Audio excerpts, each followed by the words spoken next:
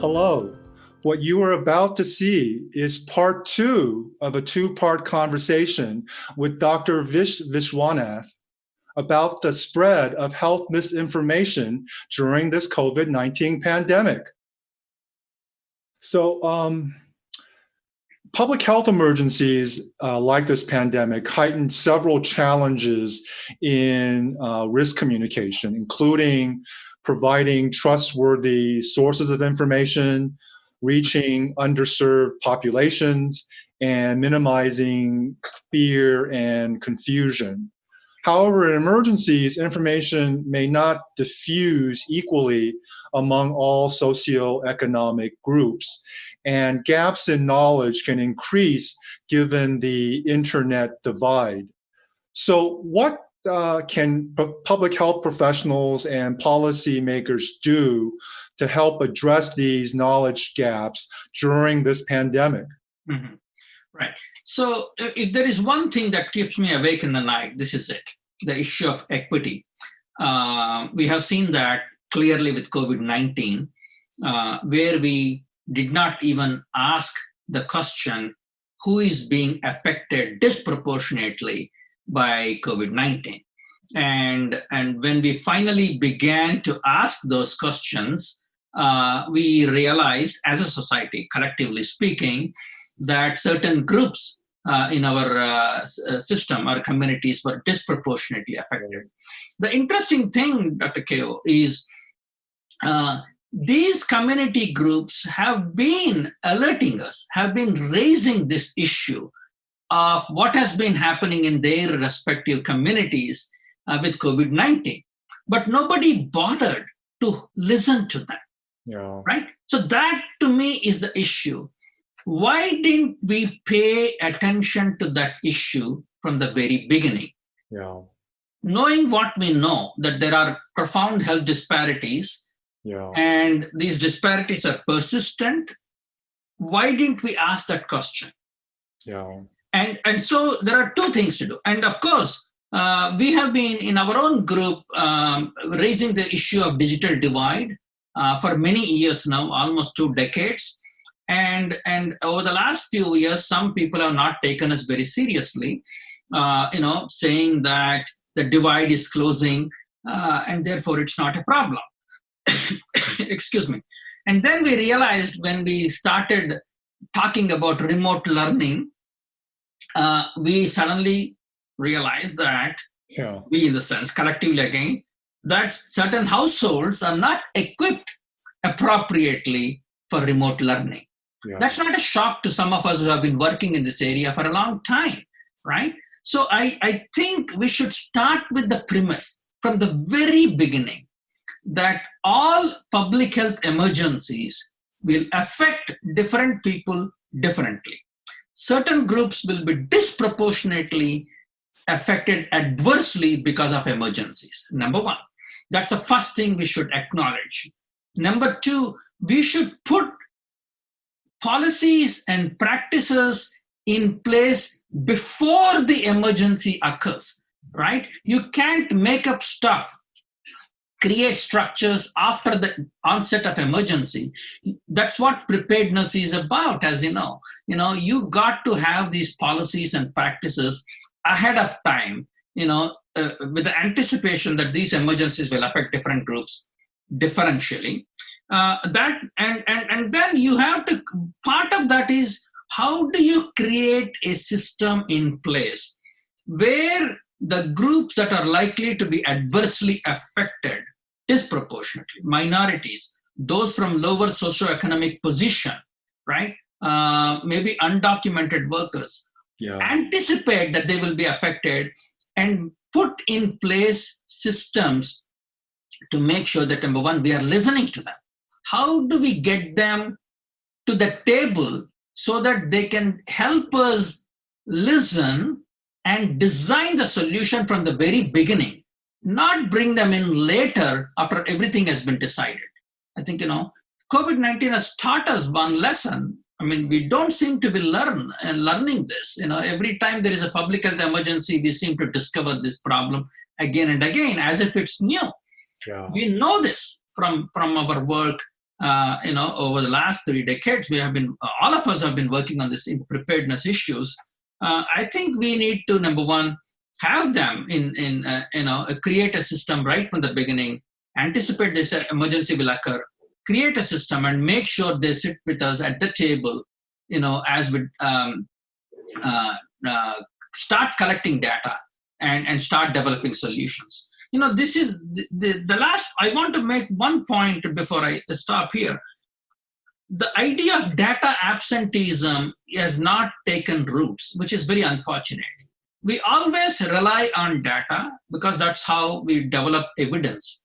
Yeah. But all our national surveys, the major surveys we rely on, the major databases we rely on, do not have sufficient number of poor people, sufficient number of minorities in our samples. And so when we don't have enough people in our data, which we call as data absenteeism, others have called it too, it creates a real problem. So we really need to make sure that we collect this data regularly from these groups and ensure that we give this data back to them in a way that they can use it, in a way that we can develop policies and practices that can be helpful to them. Yeah, no, I think your points about preparedness and listening and bottom up, so to speak, that's the way we're thinking about it, at least talking to people who are in these communities that we know are going to be disproportionately affected from any type of kind of public health threat. And the COVID-19 pandemic is, no different than that. And so I think your points are both sobering and hopefully lessons that we will learn going forward. If I can maybe go back to something you had talked about earlier in our conversation about shifting the burden from individual actors to institutional actors. Given the accessibility of social media platforms, the ability to post information for public consumption is in millions, if not billions, of people's fingertips. Given that, what should companies like Twitter and Facebook do to maximize the benefits while minimizing the harms of this democratization of information? I think this is a very important question. Most people don't have bad intentions. When I hear something that is interesting, that I feel other people in my network will also be interested, I forward it, I post it. I'm finger happy or trigger happy or finger happy. It takes me very little effort, maybe 5 seconds to forward something to my network. And my intention is to amuse or entertain my friends in the network, or to share something I know that I feel they should know. So you cannot, if you take 60% of the people or 70% of the people are on Facebook, 60% of the young people are on Instagram. Facebook is a couple of billion people. You cannot teach each and every person not to forward everything that they see, right? It's very difficult. So who can do this? I do think the platforms have the computational prowess and resources to do this. They are obligated now to some extent, up to a point, I would argue, now they are like a public utility, right? They're like an electricity, they're like water, right? That means I'm not saying that information should be censored or regulated, but given the immense reach they have, given the immense power they have, it is their obligation to use the computational resources they have to counter these things. They cannot keep blaming individuals and putting the responsibility and burden on individuals to counter the misinformation. I totally, completely agree with some people who have said Facebook or Twitter or others should step forward, and some of them are stepping forward. Twitter is a good example. They are making taking tentative steps to counter these things. But is it sufficient? We don't know. Is it sufficient to just flag these things, or should there be more that needs to be done? That could be a part of the public discussion. But there should not be any discussion in terms of their obligations. They have a duty to come forward and do it. Yeah. And any reason, any claims they are making that they cannot do it is only an excuse at this point. Yeah. So switching gears a bit from the information technology platforms like Twitter, Facebook, Instagram, to talking a little bit more about human motivation, which I think you started to allude to, about people's intentions in terms of why they post certain things on their networks. Scholarship on media sociology describes a distinction between gatekeeper and advocate journalism. So gatekeeper journalists emphasize objectivity and the separation of those facts from opinions and commentary. In contrast, the advocate journalist is a critic, an interpreter who strives to present all viewpoints, is sensitive to social injustices, and often develop their stories with an eye towards addressing those injustices. In today's information landscape, we have many so-called citizen journalists whose motivations may or may not be in keeping with what I just described. So should we and can we counter stories generated by citizen journalists that may undermine and threaten the health and safety of the public? Mm-hmm. Yeah, so the advocacy versus so-called objective nature of journalism, the gatekeeping function. I think it's a nice typology. I am not sure whether it ever existed. I think the very famous sociologist, as Morris Janowitz, talked about it. It's a nice contrast, but journalism always fell in between. There was the lines were somewhat blurred. I think what social media have done has blurred those lines completely, right? Internet has done that. There is no difference between work and home. You can't switch off at 5 o'clock and say, okay, now I'm not going to work. I think what internet and social media have done is have blurred those lines on a variety of aspects of our lives. And journalism is no exception in that. Now, on the one hand, the Floyd murder in Minneapolis would not have happened if there were no videos. It's a good question to ask. Would we have taken it as seriously? And as, it was so heartbreaking to see it right in front of our eyes, as if we were a part of the scene in Minneapolis, right? So to that extent, ordinary, regular events and videotaping by people as actually highlighted the problems, right? Particularly with those who don't have power.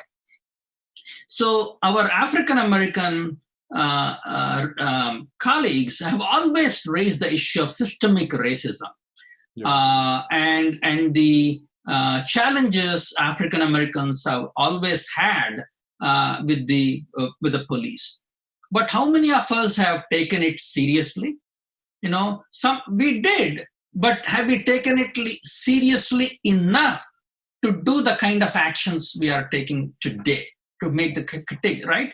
On the other hand, what this has done is empowered them, and demonstrate to us that this is a reality. This is what's happening every day of their lives, right?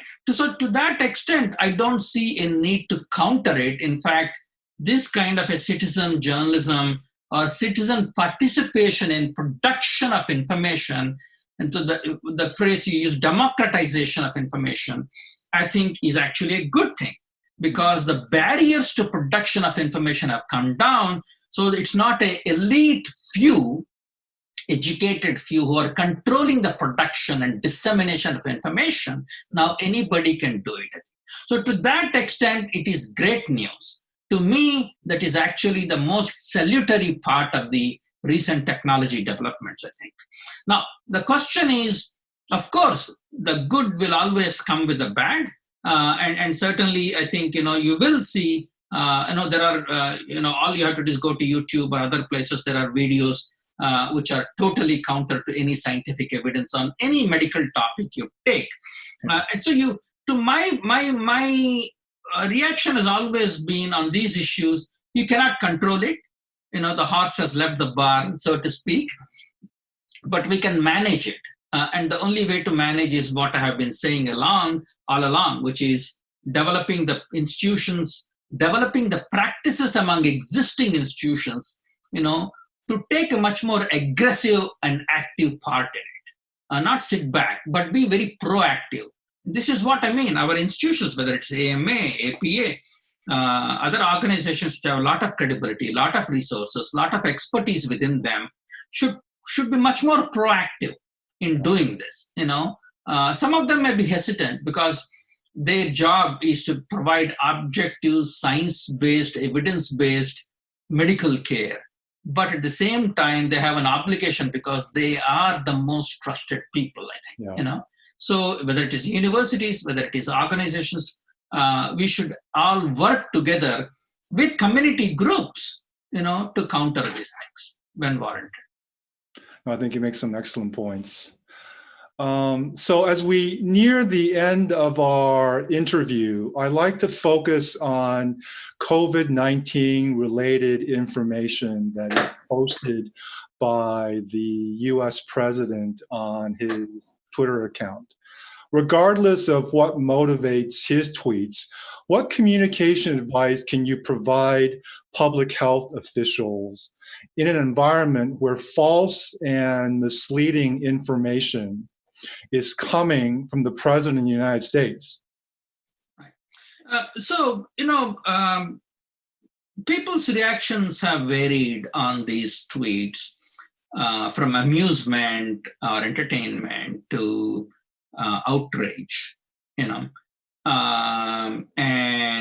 certainly, these tweets, because they are from the president, get a lot of attention, what people have called the share of the voice, so, they almost suck up the air in the environment. So if you think of a bandwidth, there is a limited bandwidth airspace, and so what will you fill in that limited bandwidth? What kind of information? These kinds of tweets will take up so much airspace because it's just not the tweets. It is that incessant saturation coverage that these tweets receive, both debunking them as well as repeating them, right? Yeah. I think the repetition has its disadvantages. As I said, when he tweets, it's just not his followers, but unfortunately, when it is covered in the media, the rest of us all become aware of those tweets. So the falsehoods get repeated, unfortunately. Now, our journalist colleagues will say, how can we ignore it? It's the president of the United States. I think. It is having one significant, unfortunate impact. That impact is, it is increasingly countering the authority of those who are in medicine and public health. And it's undermining their authority, unfortunately. And I think all of us have an obligation. It doesn't matter whether you are the president or whether you are an ordinary, regular person. It doesn't really matter. In fact, it's a greater obligation to counter it. As I said, it's very difficult to chase every tweet out there.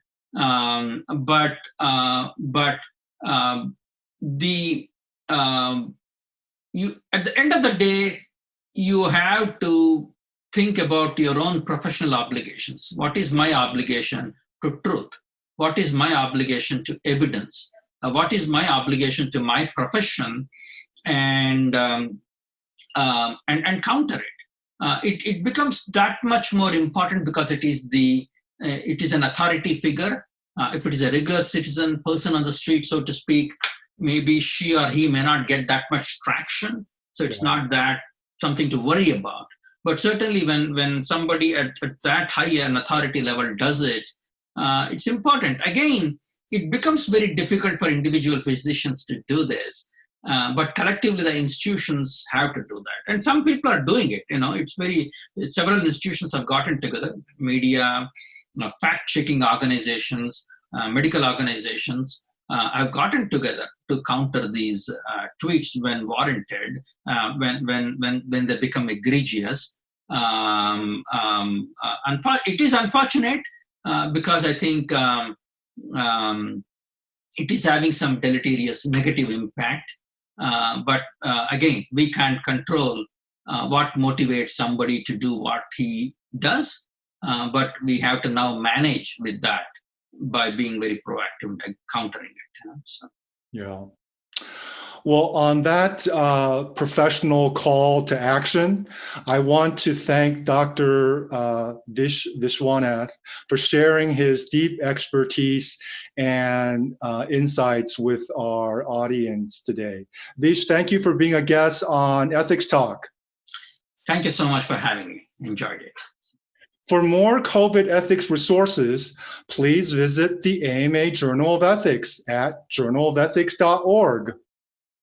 And to our viewing audience out there, let's speak truth to power during this COVID-19 pandemic because lives depend on it. Be safe and be well. We'll see you next time on Ethics Talk.